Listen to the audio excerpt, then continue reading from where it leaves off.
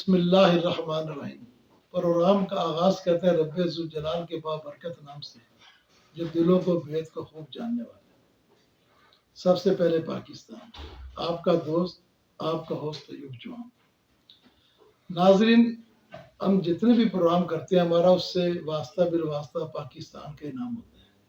ہم پاکستان کے لیے کام کرتے ہیں کیونکہ پاکستانی ہے۔ ہمارا جینا مرنا اٹھنا بیٹھنا چلنا پھرنا ہماری آنے والی نسلوں کا بھی اسی پاکستان سے۔ یہ اللہ نے خطہ میں بہت خوبصورت خطہ عطا فرمایا ہے، لیکن ہم نے اس کی قدر نہیں کی۔ یہ اللہ کی نعمت کی قدر، آزادی کی قدر نہیں کی۔ تو ناظرین، جو میں آج بات کرنے جا رہا ہوں وہ ذرا غور سے آپ نے سننی ہے۔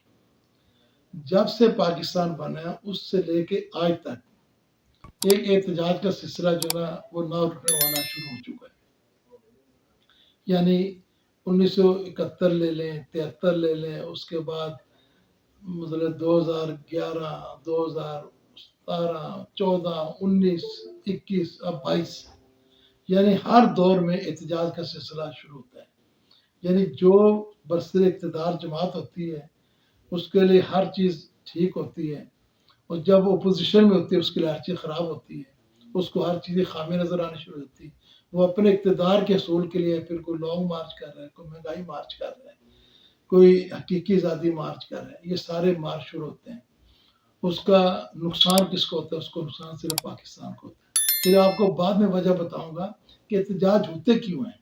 احتجاج کی ضرورت تو نہیں ہے، دنیا میں بھی ہوتے ہیں لیکن اس حد تک نہیں ہوتے ہیں، کبھی کبھار کسی معاملے پہ ہو جاتے ہیں، لیکن پاکستان میں تو اقتدار کو بنانے میں اور اقتدار میں ہٹانے میں یہ احتجاج کا ایک نیا رواج شروع ہو چکا ہے۔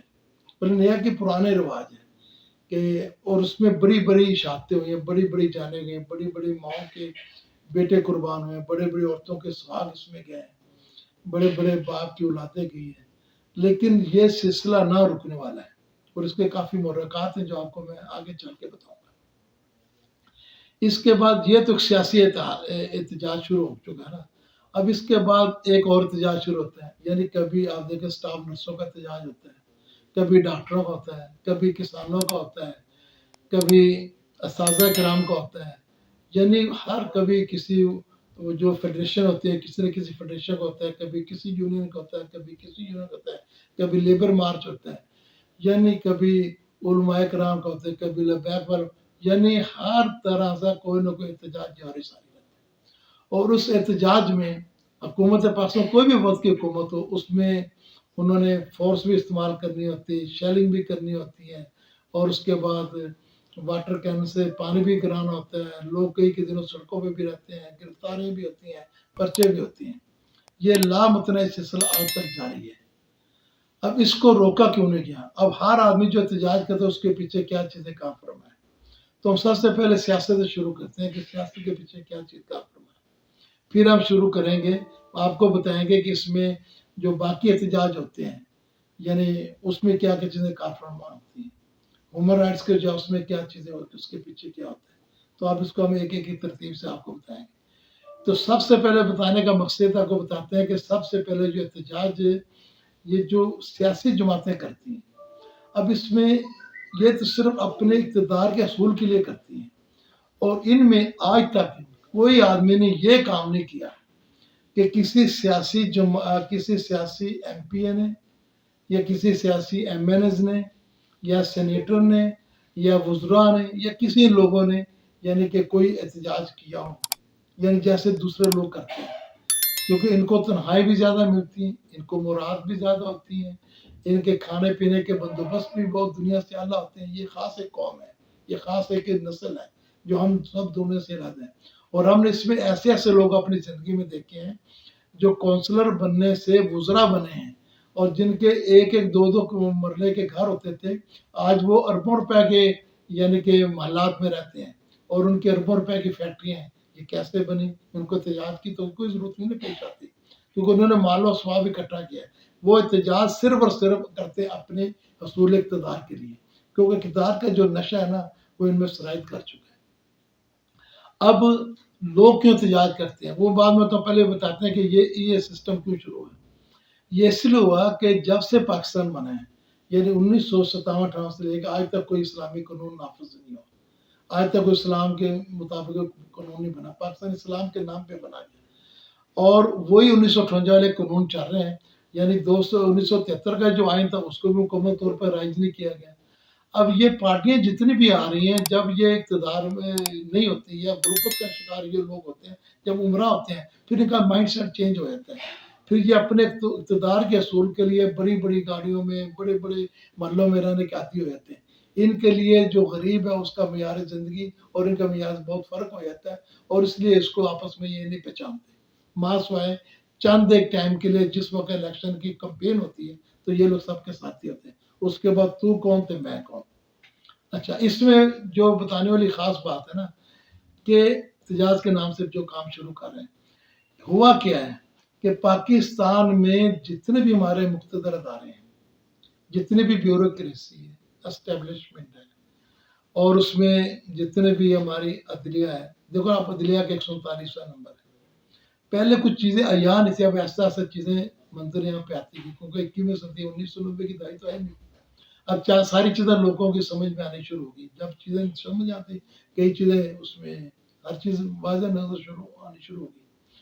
تو کہنے کا مقصد، اگر شروع سے ہی لوگ اقتدار کے رسیہ نہ ہوتے، جس مقصد کے لیے ملک بنایا گیا اس ملک کے لیے کام کرتے، اور اصول اقتدار کے لیے یعنی غیر آئینی فعل اختیار نہ کرتے، تو آج پاکستان کی حالت کچھ اور ہوتی۔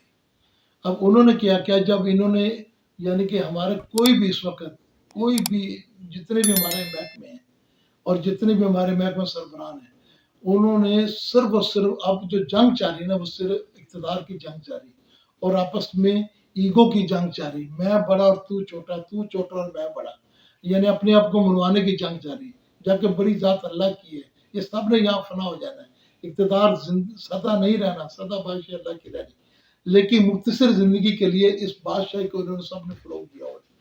اگر تمام ادارے جو جو ان کی ذمہ داری تھے، جو جو انہیں حلف اٹھائے تھے، اگر اپنے حلف کے مطابق اپنی ذمہ داریاں انجام دیتے، تو آج نہ پاکستان میں کرپشن ہوتی، نہ اقتدار کے اصول کے لیے جنگ ہوتی، اور نہ اس میں کوئی دو نمبری ہوتی، اور آج ملک جو ہے نا وہ بالکل اپنی صحیح ڈائریکشن میں چلتا، اور اس کا فائدہ یہ ہونا تھا کہ انصاف والوں کو انصاف ملتا، قانون کی حکمرانی ہوتی، اور ہر آدمی نے اپنی زندگی خوشحال بسر کرنی تھی، لوٹ مار کا بازار نہیں ہونا تھا، یہ جو بڑے بڑے کرپشن کر بڑے مار کے پیسہ لوٹ کے باہر لے جاتے ہیں، تو یہ سارے اشرافیہ کا ایک نظام نہیں ہونا تھا۔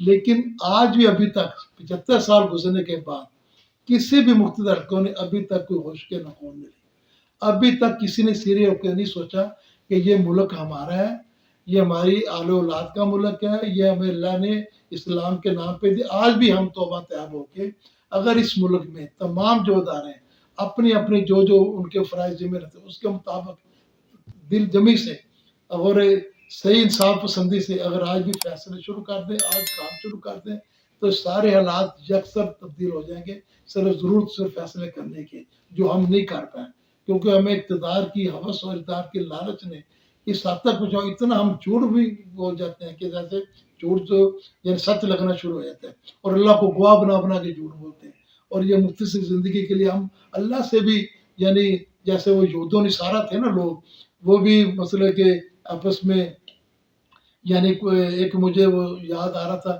کہ جس میں وہ یہود و نصارہ کہہ رہے تھے، جب ان کو مدینہ شریف میں ان پہ تھوڑا سا ان کی تنگی اللہ نے شروع کی، وہ کہتا اللہ نے تو ہاتھ دینے والے روک لیے، جبکہ اللہ کے تو دونوں ہاتھ کو، اللہ تو بادشاہ مالک دینے والا ہے، لیکن میں کہہ رہا ہوں وہ اس سے بھی بات کرنے سے بات نہیں آتے تھے۔ ہمارے یہاں بھی لوگوں کو یہ مزاج بن گیا ہے۔ اب جیسے جو ابھی حکومت پہ اقتدار میں لوگ، اب اس میں ہمارے وزیر دفاع اور بہت سارے لوگوں نے بات کی کہ ہماری تو وہ جو ڈوری ہے سانس کی وہ امریکہ کے ہاتھ میں، اگر بند کر مار جائے گے۔ اللہ کے بندے، مالک تو اللہ کی ذات ہے، خالق وہ پوری دنیا کا مالک ہے، یہ اس سے بڑا شرک کیا ہو سکتا ہے؟ لیکن مسلمان ہو کے ایسی حرکتیں کر جاتے ہیں کہ جبکہ واضح ہو رہی ہے تو نظارہ تمہارے دوست ہیں، ان کو دوست مت بناؤ، لیکن ہم نے ان کو اپنا آقا بھی سمجھ لیا ہے، ان کو نفع نقصان کا مالک بھی ان کو سمجھ لیا ہے، اس لیے ہم خسارے میں جا رہے ہیں۔ تو بات کرنے کا مقصد تک ابھی وقت نہیں گزرا، ابھی بھی تمام لوگ مسلمان ہیں، کلمہ کو اللہ کے نبی کی سنت پہ اپنی زندگی لے ہیں، اور انشاءاللہ اس ملک میں تبدیل ہوتے کچھ ٹائم نہیں لگے گا، کیونکہ جب ہم اللہ کو مالک خالق رازق مشکل کیا حاضر وا سمجھ لیں گے تو پھر ہمارے تمام مسائل حل ہو جائیں گے. اب ہم آتے ہیں دوسرے احتجاج پر. اب کسان کو احتجاج کرتے ہیں. اگر کسانوں کو یعنی انصاف پسندی ہوتی ہے اور ان کو جائز معاوضہ ملتا ہے اس ملک میں تو احتجاج نہ کرتے. استاد جو ہیں ان کو معاوضہ ملتا، ان کے سارے چیزیں شریعت کے مطابق دین کو ہوتا، وہ بھی احتجاج نہ کرتے. اس طرح نرس ہو گئے، ڈاکٹر سارے ہو گئے. تو مسئلہ بنیادی یہ ہے کہ تمام طاقتور حلقے، انصاف پسند حلقے اور اسمبلیوں میں بیٹھے ہوئے لوگ، میرے تو انداز سے اسمبلیاں جو بیکار ہیں. اس میں کوئی آدمی جو ہے نا کوئی ملک کے فلاح کے لیے کام نہیں کر رہا، یہ اپنے لیے کام کر رہے ہیں.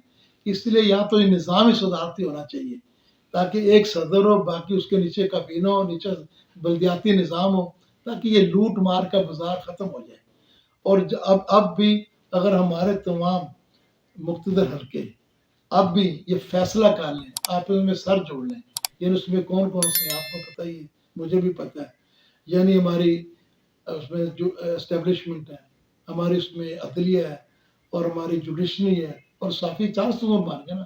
سارے سر جوڑ کے اگر آڑ بیٹھ جائیں کہ ہم نے اس ملک کو جو 75 سالوں میں پیچھے ہونا تو ہو گیا، جو نقصان ہونا تو ہو گیا. اب ہم نے اللہ تعالیٰ نے جو ملک دیا اس کے لیے ہم نے بال ڈور جو نا وہ صحیح ہاتھوں میں دینی ہے. تو اگر آج فیصلہ کر لیں، آج سر جوڑ لیں اور انشاءاللہ آپ دیکھیں گے بہت زیادہ نہیں تو ودن 2 اور 3 منتھ یا 2-3 مہینے کے اندر اس ملک کی حالت بدل جائے گی. جب انسان کو انصاف ملے گا، جب طاقتور جو اور غریب جو ہے وہ ایک انصاف کے نظام میں آ جائے گا تو یہ ساری چیزیں ختم ہو جائیں گی.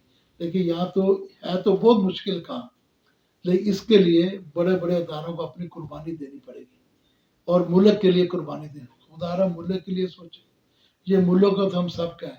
یہ مختصر زندگی ختم ہو جانی ہے، کسی وقت بھی ختم ہو سکتی ہے. لیکن جو ہم نے بیج بویا ہوگا نا اس کا جو آنے والی نسلوں تک اس کا ہم ازالہ نہیں کر سکیں گے. وہ گناہ در گناہ ہمارے آل اولاد کی وہ حصے میں لکھا جائے گا. تو میری سب سے پہلے پاکستان ہے. اللہ نے ہمیں یہ سرسبز شاداب ملک دیا ہوا ہے. اس میں بہت ساری اللہ تعالیٰ ہمیں نعمتوں سے نوازا ہے. بڑے موسم ہیں، بڑے پھل ہیں، بڑی چیزیں ہیں. تو ہمیں بے قدری نہیں کرنی چاہیے، ہمیں قدر کرنی چاہیے. اب اس کا کسی نہ کسی نے تو سٹیپ اٹھانا ہے نا. تو سٹیپ کون اٹھائے گا؟ جو طاقتور ہوتا ہے. کہتے ہیں ہاتھی کے پاؤں کے نیچے سب کا پاؤں. جو طاقتور ہوگا اس کا جو پہلا سٹیپ ہے نا وہی آخری ہوتا ہے.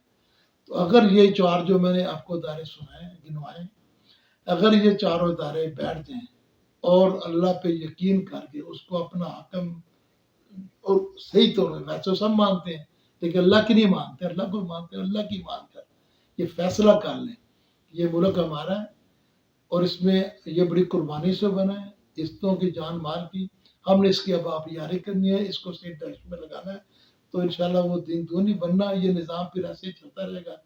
کوئی نسلیں آئیں گی، کوئی اجڑ جائیں گی. ہر آدمی نے ایک دن حساب دینا ہے.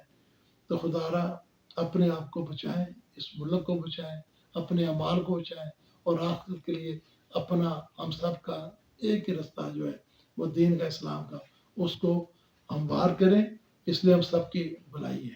انشاءاللہ اگلے پروگرام کے ساتھ پھر حاضر ہوں گے. اجازت دیجیے اپنے میزبان یوب چوہان کو. اللہ حافظ.